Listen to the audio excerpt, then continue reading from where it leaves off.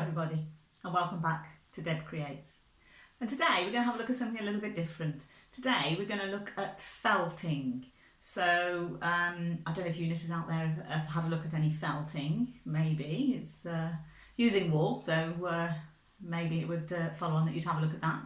But basically I decided to have a go at some felting. I had no idea, not tried it before, and you can make some really interesting things with it, little animals, pin cushions, all sorts of things that you can make with it, and tree decorations, loads of stuff.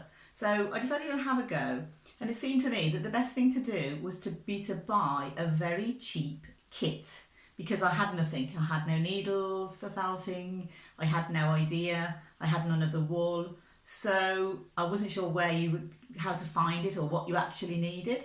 So I thought, well, if I look through on the internet, find myself a really cheap felting kit.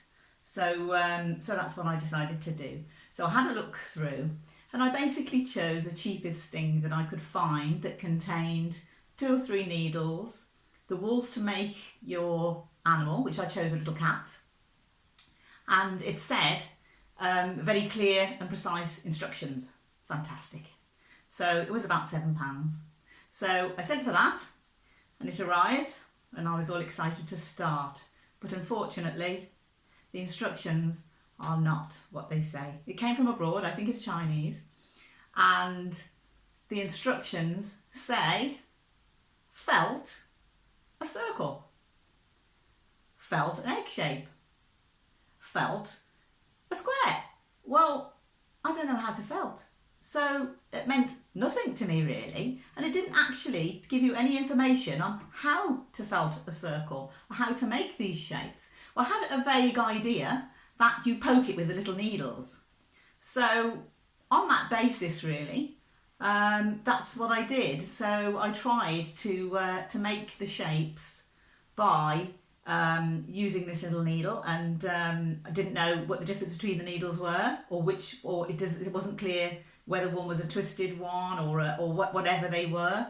It wasn't clear. They had no names on them and no way to know which was which. So I just thought, well, here we go, let's have a go and see what we come out with. So I started off just tapping the needle into the felt and trying to get myself a circular shape. So anyway, after a bit of trial and error, this is the cat that came from the kit. So there he is. You can see him. There he is. So a little cat. And that's what I made from my £6 kit. I can see that I didn't felt him enough. So it's quite a long process, and you need to go over and over and over it with your little tapping needles. And I can see myself that I didn't felt this one enough. So he's quite fluffy. You can see the hair coming out of him, and it definitely needed more work. Since then, I watched a few tutorials on the internet, and I got a book. I don't have the book, I got it from the library. And it makes it more, you can understand more. It does make it a lot more clear. So then I bought a few different coloured wools and decided I'd have another go. So my second attempt is Mr. Fox.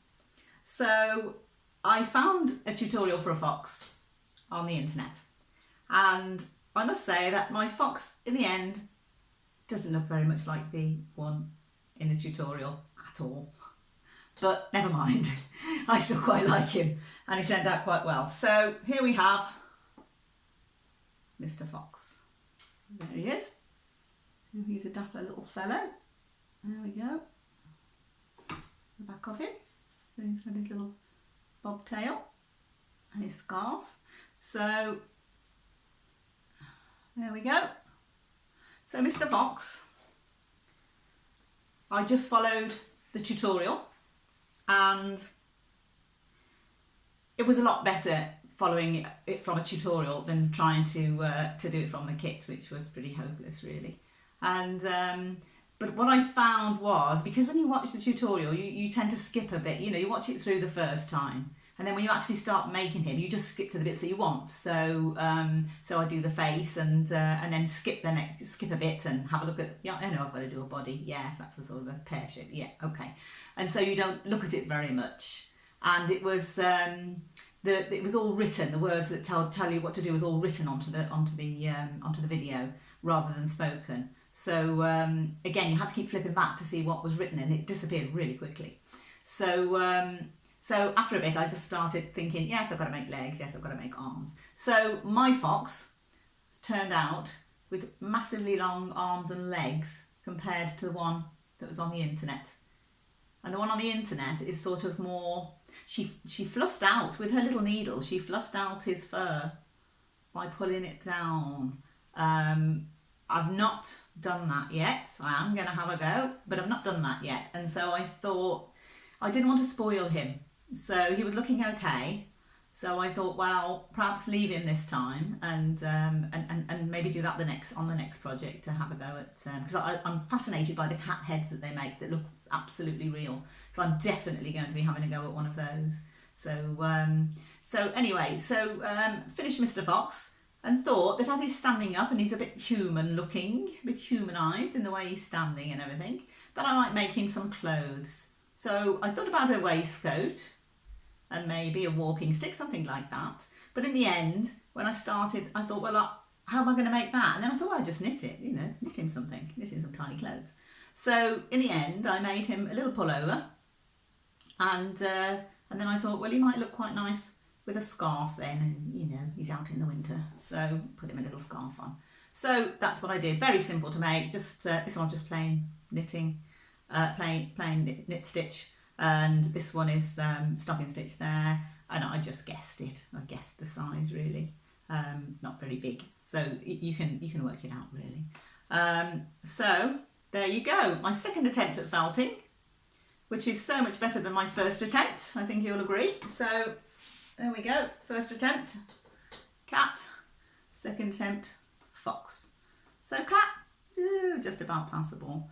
Fox, definitely better. So there you are, we are improving. So yeah, great fun anyway. And Mr. Fox took about 3 days to make, and that's not spending, I did spend quite a lot of time on it because you can actually do it while you're watching the TV or something. You can just, you're only tapping it, so you can just do it while you're watching the TV once you've got the shape, and so it's not too bad. So you can do it of an evening really. So I guess I did spend a bit of time in the evenings working on the fox. One thing to mention, the little needles are horrendously sharp. My kit that I bought, it didn't have any finger protectors in it. You can probably make some, or cut the ends off leather gloves maybe, or old leather gloves, something like that. I don't know if rubber gloves would work, maybe. But the needles are horrendously sharp and you stab yourself loads of times. So I managed to do that many times, especially when you're doing small tricky bits like ears or the ends of paws or something like that. It's quite easy to stab your fingers and it's quite unpleasant. So maybe finger protectors would be an idea. Now I'm getting better at it. I don't think that I probably will get any, because you do start to pick up the technique as you go along and work out how to do it. So anyway, that's my felted fox, and if you like it, give me a thumbs up, and hopefully we'll see some more felted animals coming along in the near future. As I say, I'm going to have a go at a cat's head that goes into a frame, and they're very realistic looking. So that will be the next thing. Will be the felted cat head. So that's coming up soon. So thank you for watching, everybody.